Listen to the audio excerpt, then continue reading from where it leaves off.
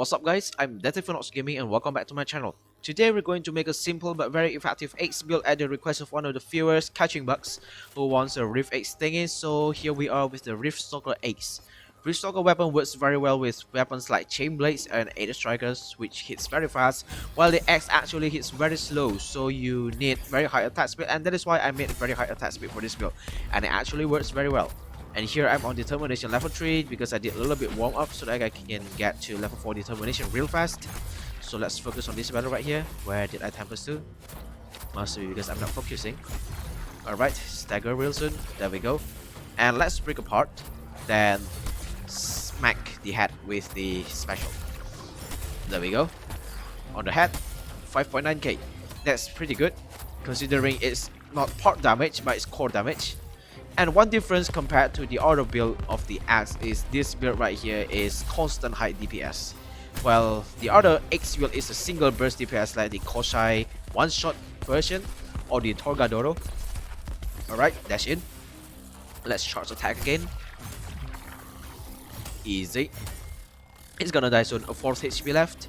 One throw, 6.3k core damage. That's actually pretty good. It's gonna die soon, I guess. There we go. So let's just stack up the pulse because we might not have enough time to charge and stuff for the full special meter. So it's better just to get the pulse. As usual, since this is an X build, I'm going to show you the build near the end of the video because if I show you the build now, I'm going to waste my determination and it's going to reset back to 0. So I'm not going to waste my determination. If you want the build right away, skip to the near end of the video. But if you want to stick with me in these battles right here, maybe you can learn something or how effective this build is. So let's just continue our battle to the next behemoth. The strike, level 12, 5 level difference, pretty normal I guess. Alright, evade through that one, dash in. If you get hit, that's fine because we have parasitic and rage in this build right here. So getting hit means you get more damage and more lifesteal. Part breaks, there we go. Oh, that's a double part break. I was about to get the triple, but I guess I did not hit the unbroken part. I'm spamming left click right there. Alright, evade through that one. Okay, so we cannot do anything here. Let's just jump and heavy attack to interrupt the strike easily because we don't have the special. There we go. Don't get scared of getting hit because you have the parasitic and you have the Koshai lantern to add up for your lifesteal. Alright, there we go. It's gonna die soon. A 4th HP left.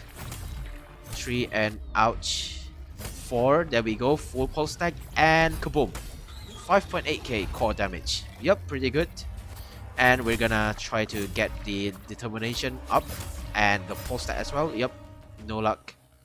Alright, I feel like I want to fight the Koshai, but the Chariot seems real. I really want to fight the Chariot, honestly. So here's the drill. We're gonna fight the Chariot, and if it dies pretty quickly, we're gonna fight the Falomir, so it's a 4 battle. We're not gonna fight the Flameborn Gnasher because we just fought the Gnasher just now. So let's just hurry up and get to the Chariot. Should be pretty easy. We have the pulse at full stacks, but I want it to be a full meter before I throw the axe. So let's just start by charging attack on the face so that we can stagger it. We can activate our overpower as well. Dash in. Slap and kaboom, 7.4k, and that's core damage, pretty good. Alright, let's keep hitting it. It's gonna get enraged. One more hit, no, well I guess that's fine. Okay, that's full pulse stacks, but I'm not gonna do anything. Let's keep hitting it with charge attacks. What it's gonna do next. Alright, as you can see, without the full meter, the pulse critical is just 2k. Okay. This one is not gonna hit and this one is gonna hit. There we go. It's gonna die soon. Yep, I made the right choice by killing Chariot first. Oh, where did I hit? 1 and 2.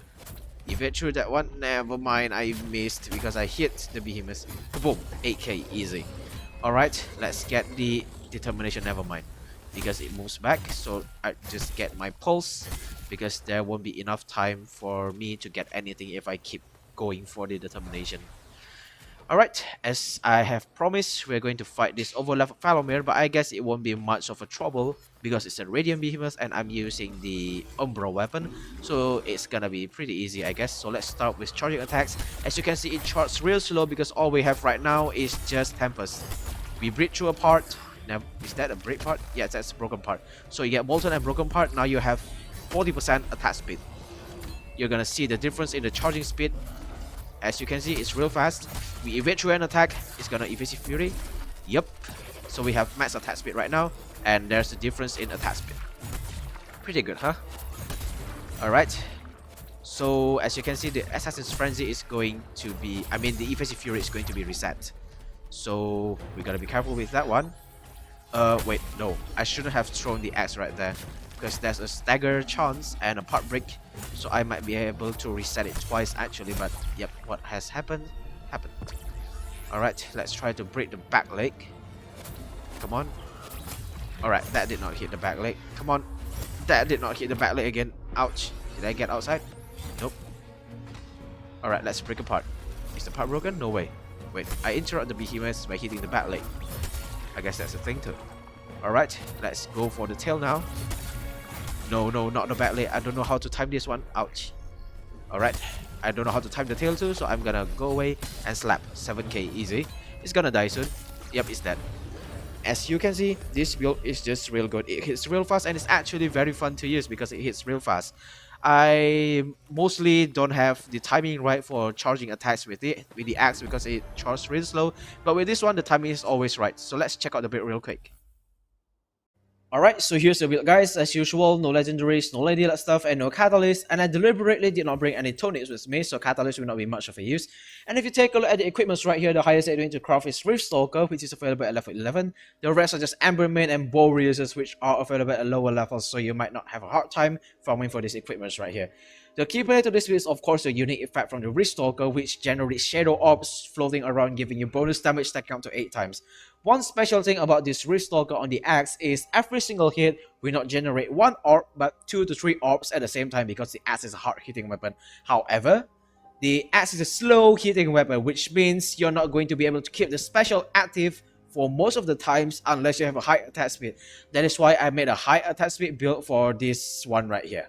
The source of attack speed that we have here for this build is Evasive Fury, Molten, and Assassin's Frenzy, each giving you 15% attack speed bonus, and the Tempest to give you another 10% attack speed bonus, giving you a total of 55% attack speed bonus, and the max attack speed cap for this game is 50%, so you might waste 5% attack speed bonus, but listen to me.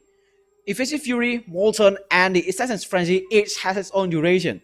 Assassin's Frenzy and Molten has a duration of 20 seconds, and the Evasive Fury has a duration of 25 seconds, which means you might not be able to keep the Evasive Fury, Molten, and the Assassin's Frenzy up at the same time most of the times in the battle. You might evade through an attack and pick up the orb, but not break apart.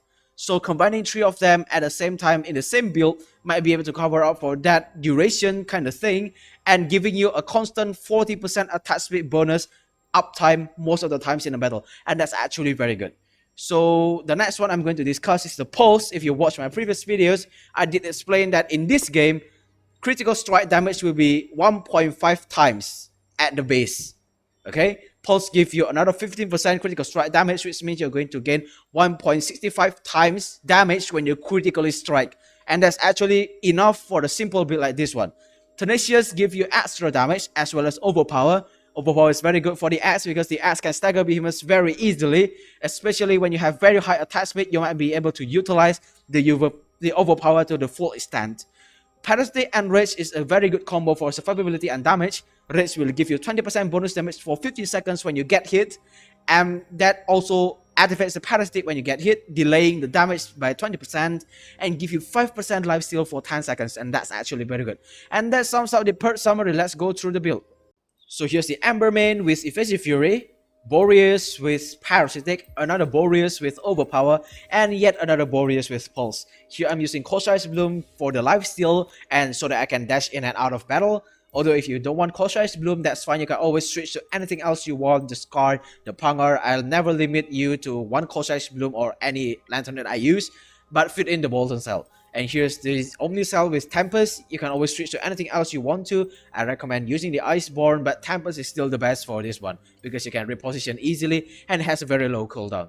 And here's the weapon with Pulse and Molten, with Grim Onslaught and Overcharged Cylinder. If you don't have Overcharged Cylinder, you can always switch to the Lightweight Half. This mod has always been the one that I used when I first started out with an X, so that I can get used to the timing and stuff. And that's all for the build, guys.